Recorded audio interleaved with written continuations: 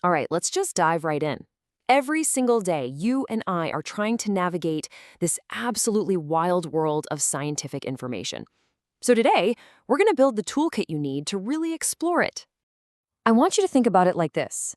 Every time you go online, you're basically stepping into this huge, dense forest of information. Yeah, sure, some paths are clear, they're well marked, but let's be real, most of them, they're tangled, they can be super misleading. It's an amazing place, for sure. But wow, is it easy to get lost?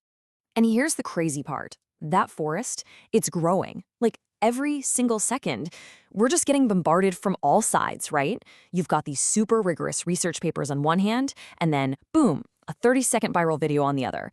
Every single one is a different trail, a different signpost, and you better believe they are not all pointing in the same direction.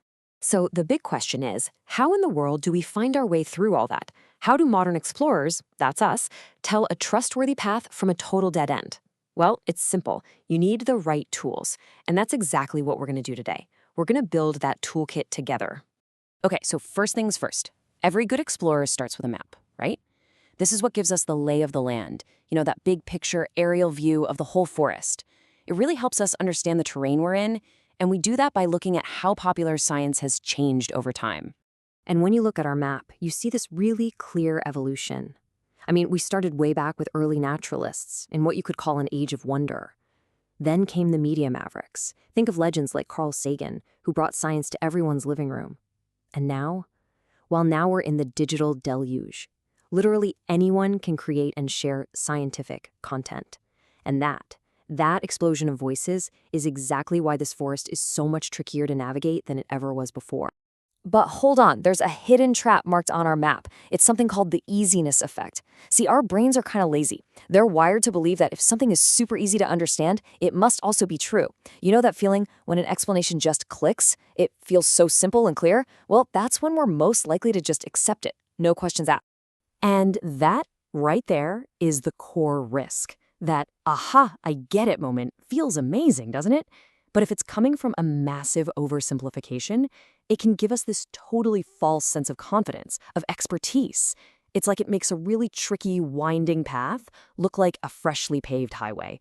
And that is exactly when we can get ourselves into a whole lot of trouble. Okay, so we've got our map. That's our big picture view. But now we need a tool for when we're actually on the trail, right? So let's talk about our second tool, the compass.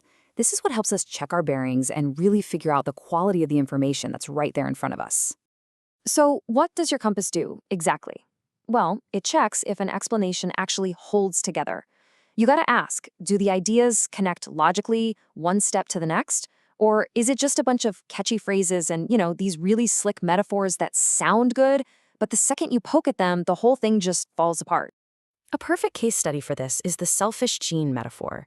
It's a brilliant, powerful idea, but if you take it too literally, it's just plain wrong.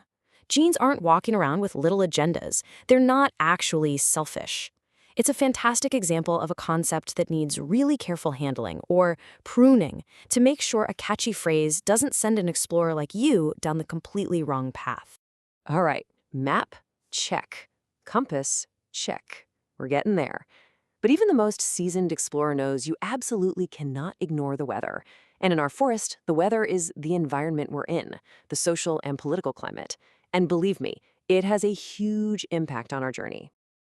For the longest time, we thought the problem was pretty simple.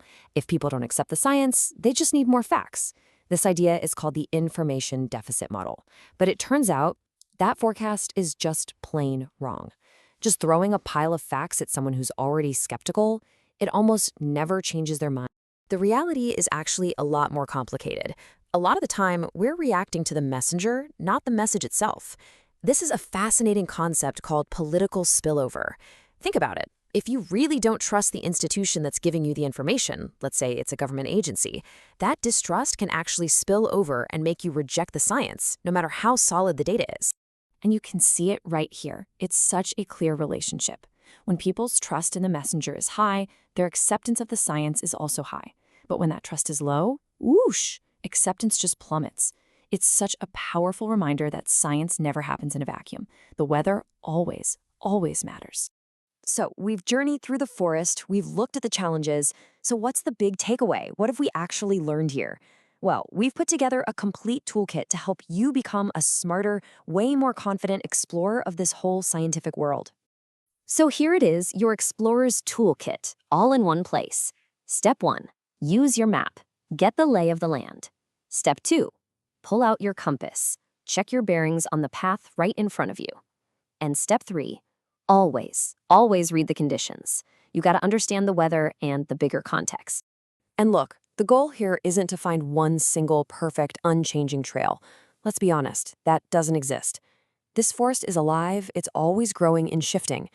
The real goal is for you to become a skilled, confident navigator, someone who can explore any path with a healthy dose of both confidence and curiosity. So, I'm going to leave you with this one question to chew on. The very next time you see a viral video or some huge headline making a big scientific claim, what's going to be the first tool you pull out of your toolkit? Will it be the map, the compass, or will you check the weather forecast? Happy exploring.